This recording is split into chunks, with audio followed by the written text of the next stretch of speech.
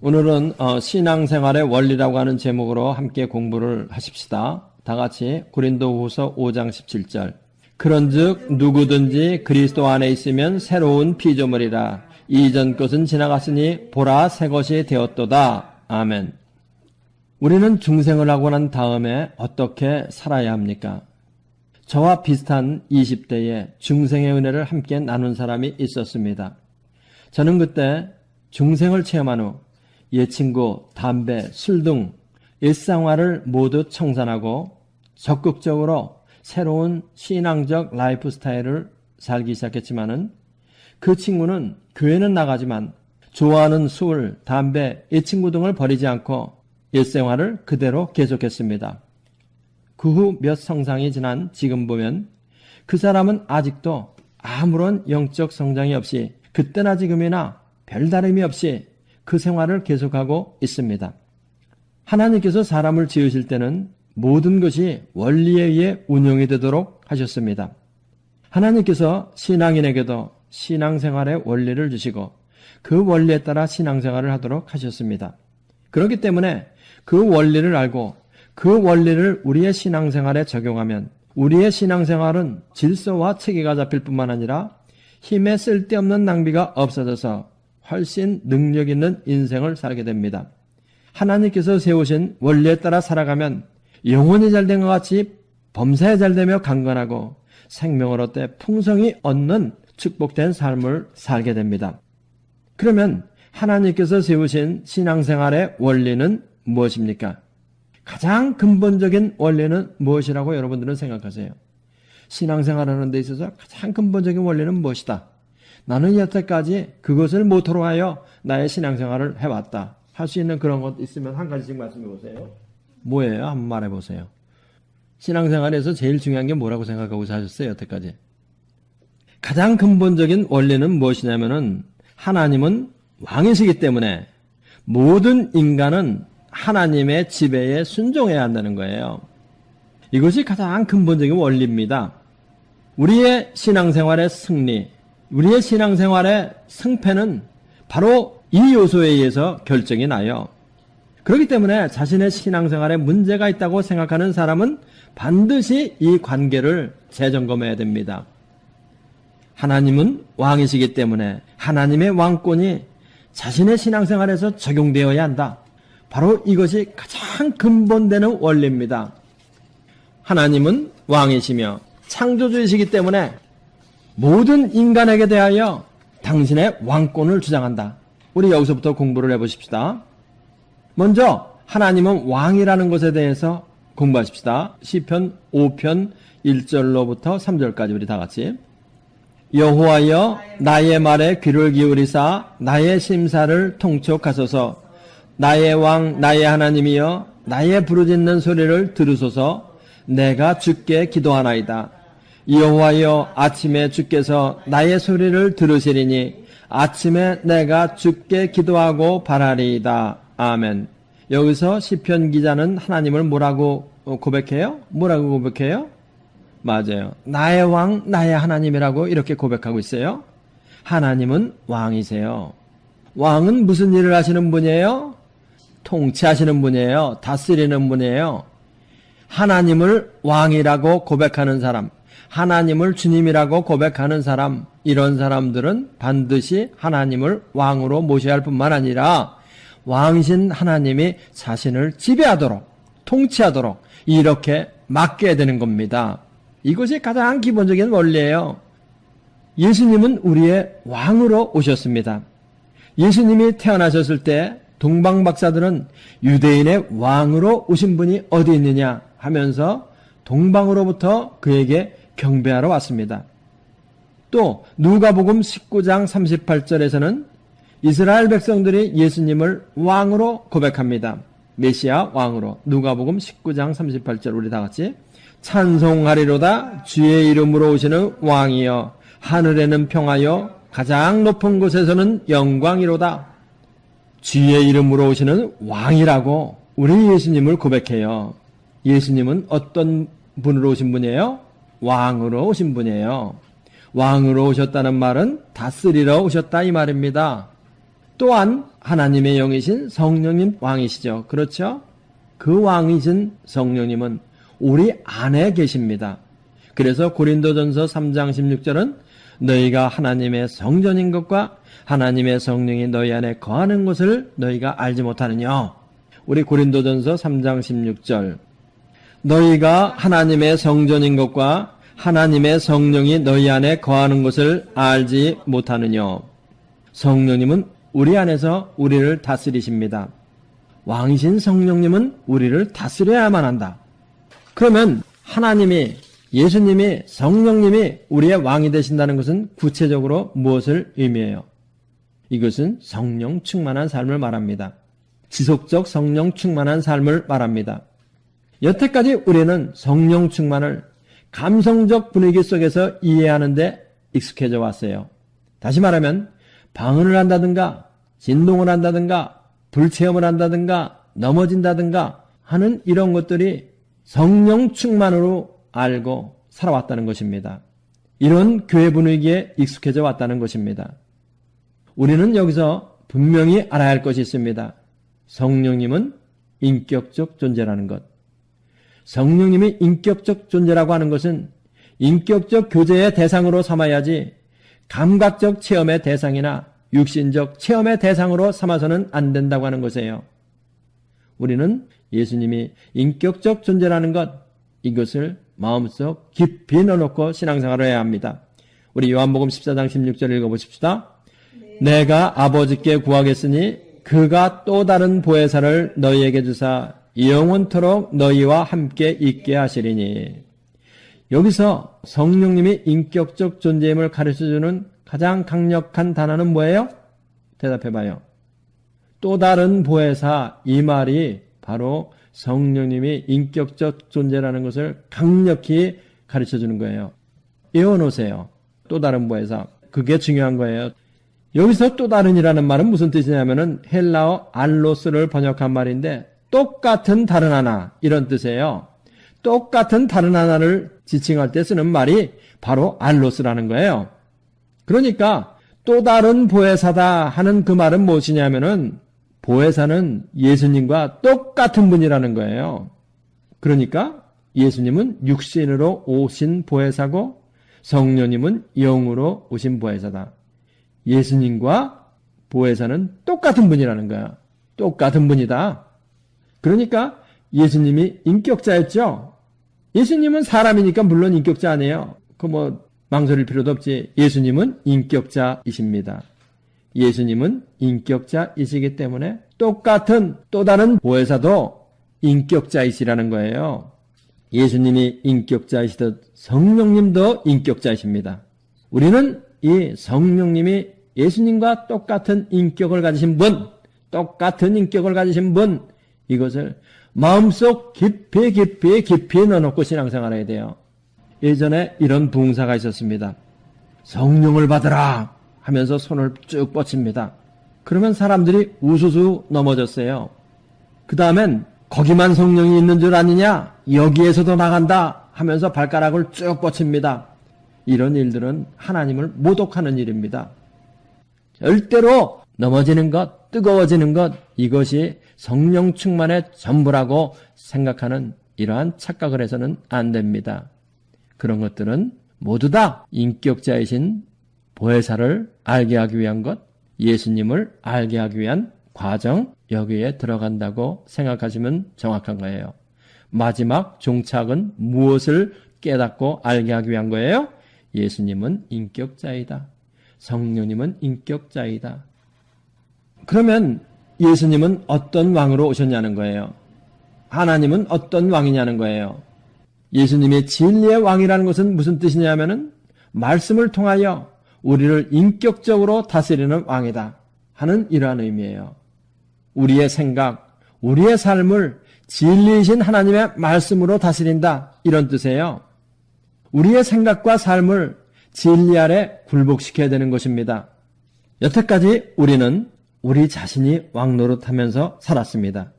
오랫동안 옛사람의 습관 속에서 살았기 때문에 이 습관의 힘을 그렇게 쉽게 깨뜨려지지 않아요. 인간의 의지력으로는 이것은 제어되는 것이 아니에요. 그러면 우리는 어떻게 옛사람의 오랜 습관을 제어할 수 있어요? 이것은 말씀과 기도로만 되는 것입니다. 말씀에 의해 하나님이 무엇을 기뻐하시고 싫어하시는가를 알게 되고 기도를 통해서 하나님의 말씀을 실행할 수 있는 힘이 오는 거예요. 그래서 말씀과 기도에 의해서 성령이 충만하게 자기 자신을 다스릴 때 하나님의 왕적 통치가 그 자신 안에서 이루어지는 것입니다. 그래서 성령 충만을 받으려는 거예요.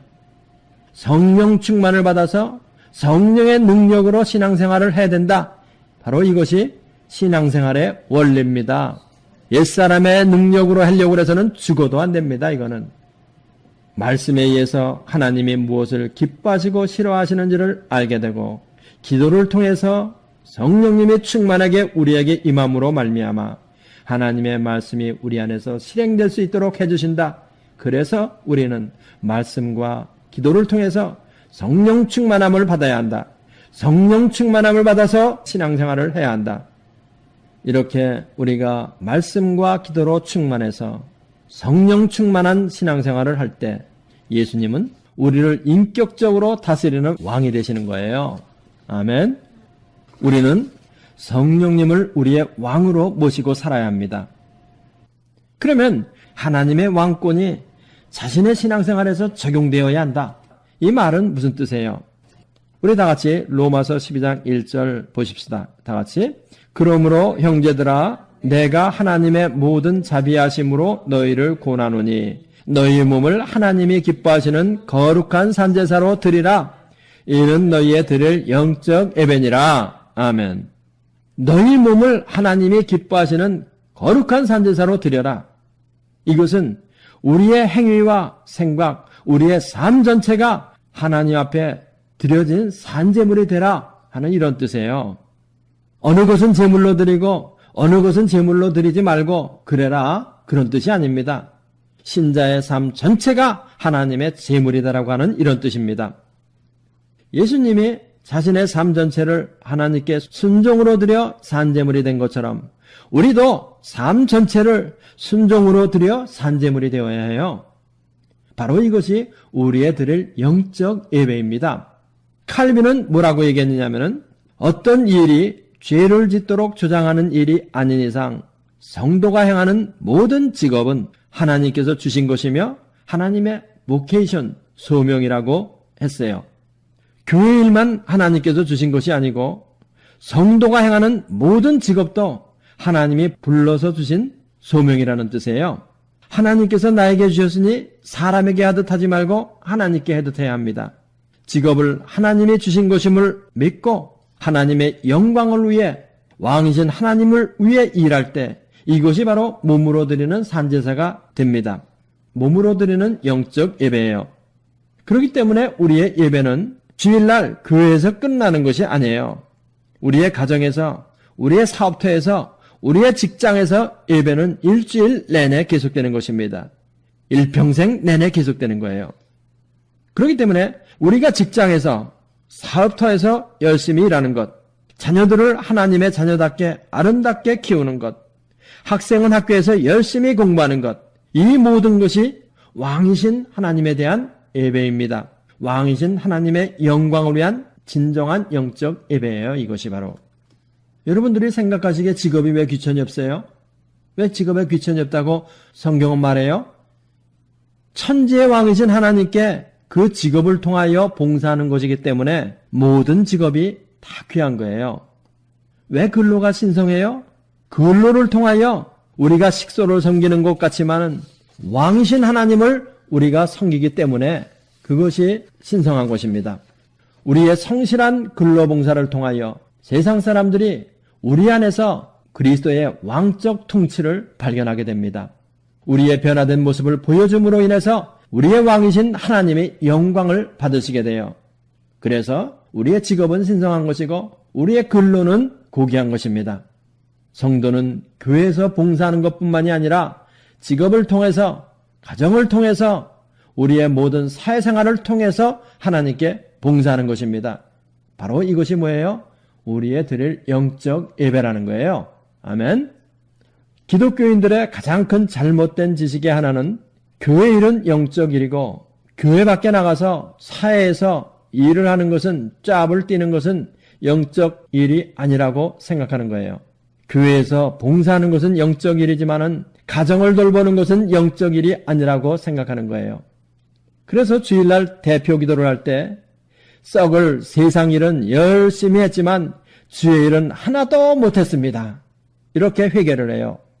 그렇지만 회개하고 교회 밖을 나가면 6일 동안 또 세상 일을 열심히 하다가 주일날 교회에 돌아와서는 썩을 세상 일만 열심히 하고 돌아왔다고 또 회개합니다. 매주 회개가 반복되지만은 고쳐질 기미가 보이질 않아요.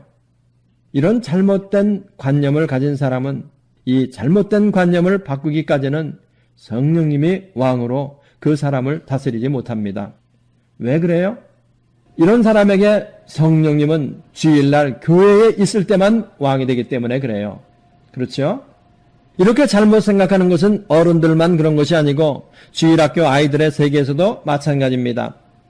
어른들이 그렇게 생각하니까 아이들도 따라서 학교에서 공부하는 것은 하나님 일을 하는 것이 아니고 교회에 와서 시간을 많이 보내는 것만이 하나님의 일을 하는 것이라고 알고 있어요.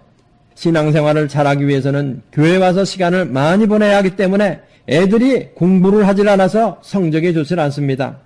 교회에 와서 시간을 많이 보내는 것이 하나님을 가장 높은 프라이어리티에 놓는 것이라고 생각하기 때문에 교회 다니는 많은 애들이 삶의 균형을 잃어버렸습니다. 이런 잘못된 생각으로 인하여 특별히 신앙이 좋다고 하는 사람들 중에서 삶의 균형을 잃어버린 사람들이 얼마나 많은지 모릅니다. 여러분, 이런 신앙 스타일이 옳은 거예요? 성경은 이것을 우리에게 가르쳐주고 있어요.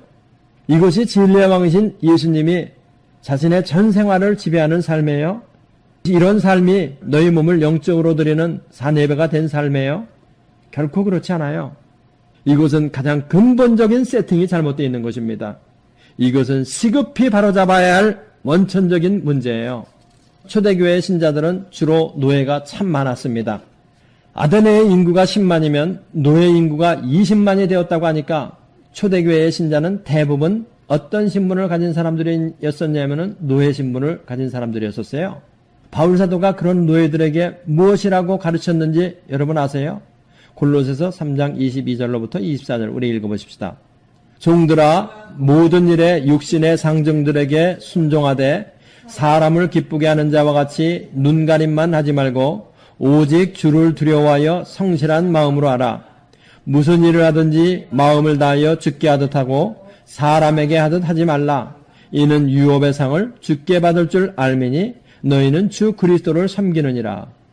종들아 모든 일에 육신의 상전들에게 순종하되 사람을 기쁘게 하는 자와 같이 눈가림만 하지 말고 오직 주를 두려워하여 성실한 마음으로 하라.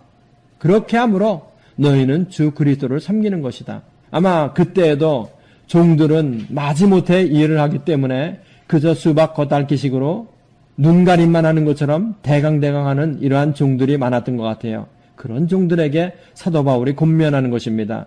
육신의 상전들에게 순종하되 사람을 기쁘게 하는 자와 같이 눈가림만 하지 말고 주를 두려워하는 마음으로 성실한 마음으로 하라. 그렇게 함으로 너희가 주 그리스도를 섬기는 것이다. 사도 바울이 이렇게 권면하고 있어요. 여러분들이 잘 아시다시피 노예는 사람이 아닙니다. 가축과 별 차이가 없어요. 그런 노예들에게 왕이신 주를 두려워하여 성실한 마음으로 모든 일에 육신의 상전들에게 순종하되 사람을 기쁘게 하는 자와 같이 눈가림만 하지 말고 오직 주를 두려워하여 성실한 마음으로 하라고 사도 바울이 권면해요. 비록 노예로서 하는 일이지만은 내가 하는 그 일을 마음을 다하여 하나님께 하듯 하고 사람에게 하듯 하지 말라는 것이에요. 그렇게 진실하게 일하는 것이 왕이신 그리스도를 섬기는 것이라고 사도 바울은 가르치고 있어요. 노예들의 변화된 삶의 모습을 통하여 이제는 노예의 주인들이 예수님을 믿게 되었습니다. 노예들의 거룩한 삶을 통하여 왕이신 그리스도가 영광을 받게 되고 결국은 거대한 로마 제국이 400년이 못되어 그리스도 앞에 무릎을 꿇었어요.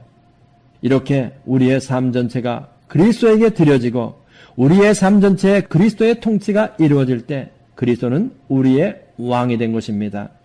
이것이 바로 그리스도는 우리의 왕이 된 거예요. 중생한 후 예수님은 우리 안에서 왕이 되시는 일을 조금씩 성취하고 계십니다. 너무 갑자기가 아닌 점차적으로 점진적으로 왕이 되시는 일을 성취하고 계십니다. 장시간에 걸쳐 왕이 되시기 위해 우리를 깨뜨리십니다. 그러나 우리에겐 타락한 품성이 아직도 남아있어 우리의 삶에 우리가 왕이 되고 싶어 하지만은 예수님은 우리 안에서 꾸준히 왕직을 성취하고 맙니다.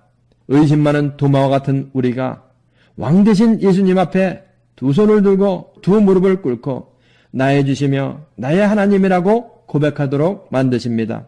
이것이 바로 예수님의 은혜입니다. 이것이 사도 바울이 나의 나 된 것은 하나님의 은혜로다 한 말의 진리예요. 깨뜨려져 주님 앞에 드려진 만큼 하나님이 사용하시는 그릇이 됩니다. 예수님이 그 사람 안에서 왕이 되신 만큼 예수님이 사용하시는 그릇이 되는 거예요. 여러분과 저는 성령님의 은혜로 전체를 깨뜨려 주님께 드려 전체가 다 주님이 사용하시는 그런 그릇이 되기를 바랍니다. 기도하십시다. 할렐루야. 우리 아버지 하나님 감사합니다. 예수님을 믿고 중생한 후 우리는 어떻게 신앙생활을 해야 합니까? 성령님이 우리의 전인격을 다스려야 합니다. 이것은 말씀과 기도로만 이루어질 수 있습니다. 말씀을 통하여 하나님이 원하시는 것을 알고 기도를 통하여 성령 충만함을 받아 성령 충만함이 우리 안에서 실현될 때 왕이신 하나님이 우리의 전인격을 다스리는 삶이 계속됩니다. 그리함으로 우리는 승리하는 축복받는 생활을 살게 됩니다. 하나님께서 우리 이 공부를 하는 모든 사람들 축복해 주셔서 새 생활의 방법이 무엇인지를 깨달아 알고 들어와도 복을 받으며 나가도 복을 받고 떡반죽 그릇이 복을 받으며 우양의 새끼가 복을 받는 축복이 저들의 생활 속에 넘치게 주님 축복하여 주실 줄로 믿습니다. 예수님의 이름으로 기도합나이다. 이 성경 공부를 하신 분은 곧바로 라이크 버튼을 눌러주세요. 여러분의 수고가 하나님 나라 확장에 큰 도움이 됩니다.